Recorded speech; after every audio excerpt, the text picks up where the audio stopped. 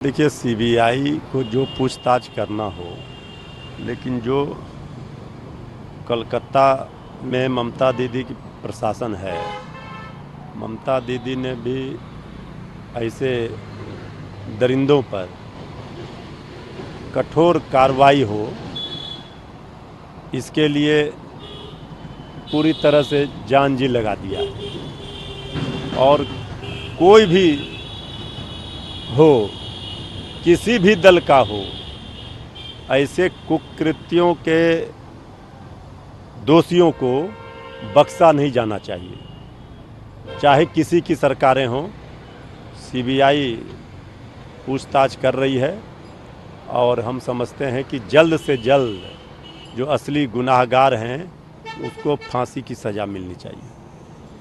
देश भर के कल डॉक्टर हड़ताल पे थे, काफ़ी परेशानी का सामना पेशेंट्स को भी करना पड़ गया। निश्चित रूप से देखिए, चिकित्सकों में एक आक्रोश है, ये स्वाभाविक है, लेकिन हम चिकित्सकों से ये भी अपील करेंगे कि आम जनता को परेशानी ना हो, इसका भी ख्याल वो रखें। बंगाल में रात्रि में जो काम कर रही महिला, उसके लिए नया सुरक्षा नियम लाए गए हैं। देखिए, ममता दीदी पूरी तरह से महिलाओं की सुरक्षा की गारंटी के प्रतीक हैं और ममता दीदी के शासन में परिंदा भी पर नहीं मार सकता, चाहे कोई हो आरोपी। अगर किसी ने दुस्साहस किया है, उसको ऐसी सज़ा मिलने वाली है जो फिर वो जीवन में कभी इस तरह का काम नहीं करेगा। एक तरफ जहां आप कह रहे हैं ममता बनर्जी कोई भी आरोपी हो उसे बख्शा नहीं जाएगा, खुद ममता बनर्जी ने भी सड़क पर उतर के विरोध रैली किया और कहा कि तेरा रेप मेरा रैप, इस तरीके की नारेबाजी हुई। लेकिन बीजेपी कह रही है कि गृह विभाग उनकी, खुद मुख्यमंत्री उनके, सारे शासन प्रशासन उनका, और फिर भी उन्हें ड्रामा करना पड़ रहा सड़क पर। देखिए, जो लोग ये ड्रामा बता रहे हैं, ममता दीदी के अंदर जो मातृत्व शक्ति है, जो महिलाओं का दर्द है, वो पीड़ा घड़ियाली आंसू बहाने वाले बीजेपी नेताओं के अंदर नहीं हो सकता है। और ये बीजेपी के लोग मणिपुर की घटना पर आदरणीय प्रधानमंत्री जी चुप थे, मणिपुर की घटना पर नहीं बोलते, लेकिन जहाँ जहाँ विपक्ष की सरकारें होती है तो इस तरह की घटना पर सियासत करते हैं और इसमें आग में घी डालने का काम करते हैं।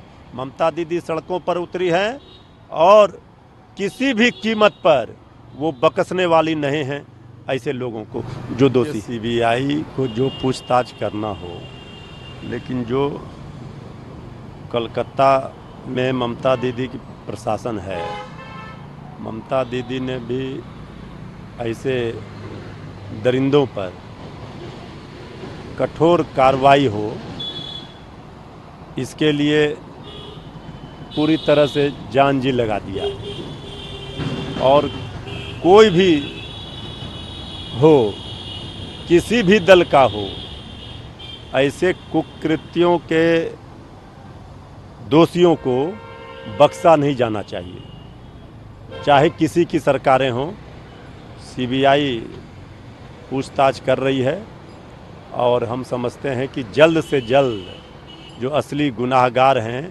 उसको फांसी की सज़ा मिलनी चाहिए।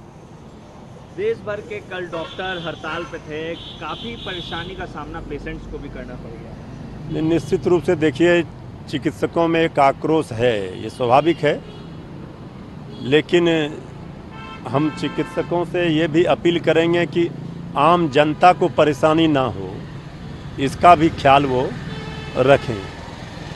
बंगाल में रात्रि में जो काम कर रही महिला, उसके लिए नया सुरक्षा नियम लाए गए हैं। देखिए, ममता दीदी पूरी तरह से महिलाओं की सुरक्षा की गारंटी के प्रतीक हैं और ममता दीदी के शासन में परिंदा भी पर नहीं मार सकता, चाहे कोई हो आरोपी। अगर किसी ने दुस्साहस किया है, उसको ऐसी सज़ा मिलने वाली है जो फिर वो जीवन में कभी इस तरह का काम नहीं करेगा।